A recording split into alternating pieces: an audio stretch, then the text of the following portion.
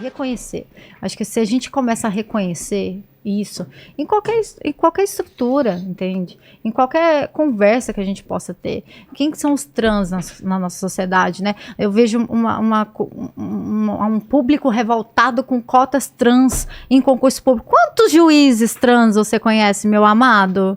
Quantos promotores, quantas pessoas que ocupam cargos públicos trans que você está conhecendo? Não conhece porque a média de vida deles no Brasil, que ocupa o primeiro lugar do topo do ranking do mundo, que mais mata, esse público é de 35 anos. 35 Ou seja, anos. Como é que ele chega lá? Não Ele chega. não vai estar vivo. Não, 35 anos? 35 anos.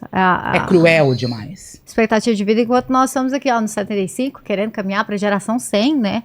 E eles... Eu tenho 39, né, Paquito? Tem sim, Então. tem sim. 39 né? Tá Há certo. quanto tempo ele tem? Faz um tempinho já. Então você... É inerente. A pessoa se indigna com 2%, mas não se indigna que não tem 2% para ocupar ali. Eu posso pôr ali, ó, eu posso pôr 0,5% que não vai ter para ocupar. Porque o trans na nossa sociedade, primeiro que ele é sexualizado, 100%. É. O trans, ele é um objeto sexual total. A carreira dele vai ser profissional sexual. É sempre isso. Porque sempre ligando a questão do gênero ao sexo, ao prazer, a, sei lá, luxúrias, etc e tal, a algo ruim.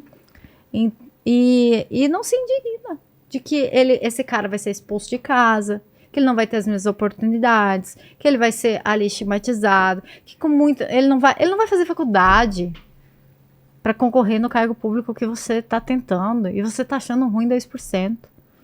Aí ele não vai chegar. Ele não senta nessa mesa que a Faida fala, ele não senta, não é convidado. É bem complicado.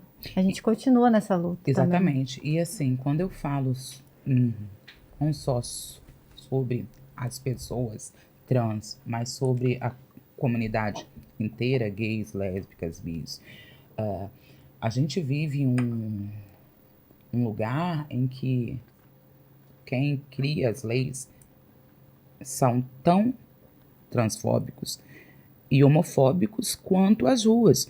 Por quê?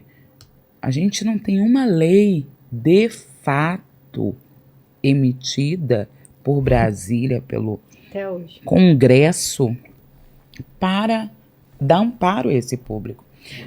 Tudo que eles têm de direito foi o judiciário que deu. Por quê? O Congresso se recusa a criar leis que protejam esse público mesmo, o Brasil ocupando o topo do ranking, que mais mata essas pessoas, mesmo a média de vida sendo de 35 anos, e quando mata, não só mata com requinte de crueldade. Com requinte de crueldade, são sempre mortes assim, horrorosas. Então a gente precisa muito lutar ainda para que o Brasil aceite que nós somos um país plural e diverso. E assim sendo, toda essa pluralidade precisa ter acesso igual a direitos. Precisa ter acesso igual ao justo, ao probo, ao ético e ao que é certo. E não apenas uma parte deles, né? Mas enfim, né? A Lei 776 sofreu uma alteração recente, né?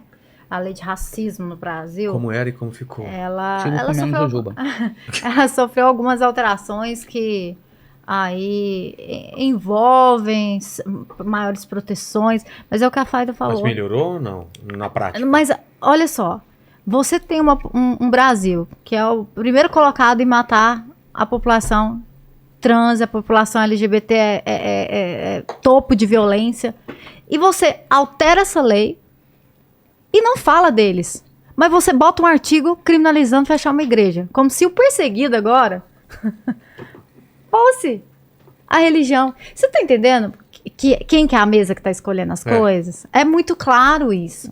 Tem interesse envolvido. É muito claro isso. E os deles primeiro. Sabe, eu não tô falando que você não tem que proteger a diversidade religiosa.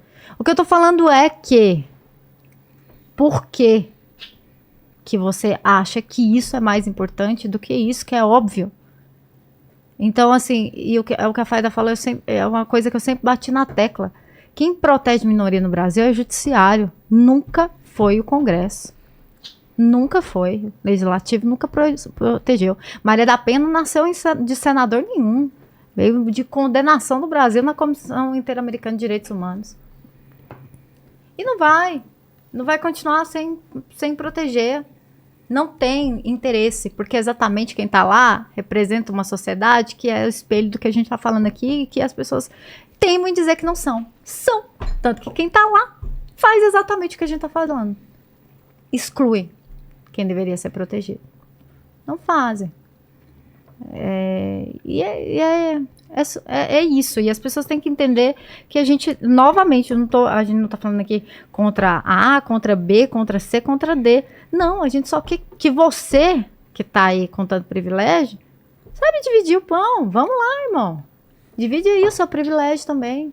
Deixa o outro ali também ter as mesmas conquistas, as mesmas façanhas, porque não está tendo. Se você não enxerga isso, então o problema é realmente você.